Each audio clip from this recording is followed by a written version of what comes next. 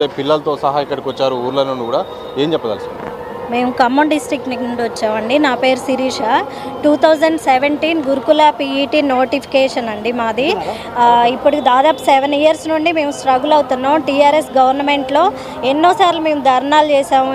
TSPSC భవన్కి ముట్టడించాము. ఇక్కడ ఎంతోమందిని మినిస్టర్స్ని టీఆర్ఎస్లో కలవని మినిస్టర్ లేరు, కలవని నాయకుడు లేడు. అందరినీ కలిసాం కానీ ఎవ్వరూ మాది చేస్తామన్నారు కానీ చేయలేదు.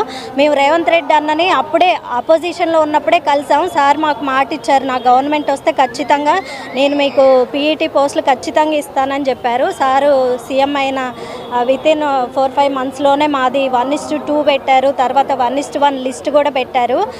ఇంకా మాది కొంచెం ప్రాసెస్ ఉంది, సొసైటీస్కి వెళ్ళాల్సి ఉన్నాయి మా ఫైల్స్. అదొకటి కంప్లీట్ అయ్యి అందరికీ ఇప్పుడు రేవంత్ రెడ్డి గారు వచ్చాక కాంగ్రెస్ గవర్నమెంట్లో టీఆర్ఎస్ ఫిల్ చేయని చాలామంది పోస్టులు అంటే జేఎల్ కానీ పీడీ కానీ అన్నీ వీళ్ళు ఫిల్ చేశారు. రేవంత్ రెడ్డి అన్న చేతుల మీదుగా అందరూ ఆర్డర్ కాపీస్ కూడా తీసుకున్నారు. అట్లనే మేము కూడా తీసుకోవాలని ఆశపడుతున్నాం. ఇంత చేసిన అన్న తప్పకుండా చేస్తారు. అదేదో దసరా కానుకగా మేము కోరుకుంటున్నాం. రేవంత్ అన్నకి థ్యాంక్ యూ వెరీ మచ్. మా పీఈటీలకి న్యాయం చేసినందుకు థ్యాంక్ యూ సో మచ్. 600 మంది ఫ్యామిలీస్ని అన్న ఈరోజు లైఫ్ ఇచ్చారు, అందుకు థ్యాంక్ యూ చెప్తున్నాం. ఆర్డర్ కాపీస్ కూడా మేము అన్న చేతుల మీదుగా తీసుకోవాలనేది మా